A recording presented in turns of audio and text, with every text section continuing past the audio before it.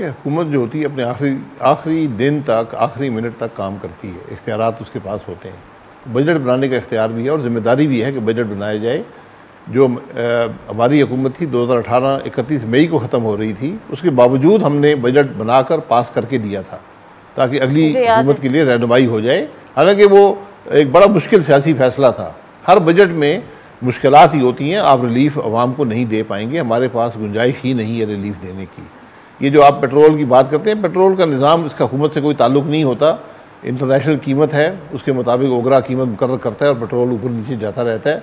इसको मैं तो समझता हूँ डीरेगुलेट कर देना चाहिए, लेकिन हम अभी तक नहीं कर सके। तो वो ये कोई रिलीफ की बातें यहाँ नहीं है। आज जिस मुश्किल में अवाम है पाकिस्तान की, वो मेरा नहीं ख्याल कि ये बातें इफ़ेक्ट करेंगी किसी वोटिंग पैटर्न को।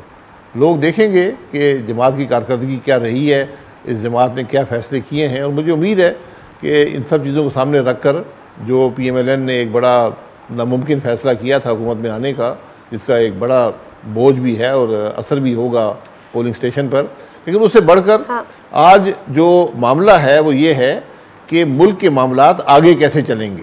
आज सियासी जमातों की ज़िम्मेदारी ये है कि एक एजेंडा बनाएं, एक रास्ते का तयन करें कि इलेक्शन के बाद मुल्क कैसे चलेगा।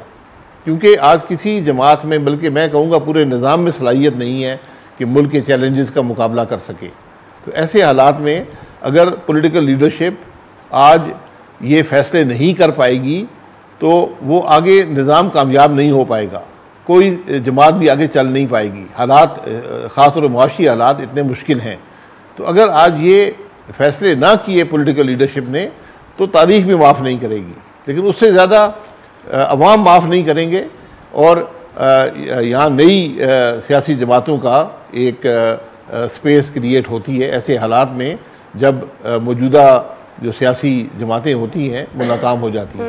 तो आज चैलेंज जो है मौजूदा पॉलिटिकल लीडरशिप और अस्करी लीडरशिप और जुडिशल लीडरशिप पे है कि बैठें और मुल्क के लिए का मुस्तकबिल का जो रास्ता है, एजेंडा है, उसको तय करें और कल उसको इम्प्लीमेंट किया जाए। जो भी इलेक्शन जीतता है, चाहे सिंगल पार्टी हो, कोलिशन हो, और बाकी उसको सपोर्ट करें, क्योंकि आपके लिए मुल्क में बड़े रेडिकल रिफॉर्म्स करने हैं।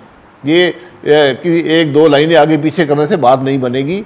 मुकम्मल तौर पे आपको ये निज़ाम नाकाम हो गया है, आप उसको ख़त्म करके नया निज़ाम बनाएंगे।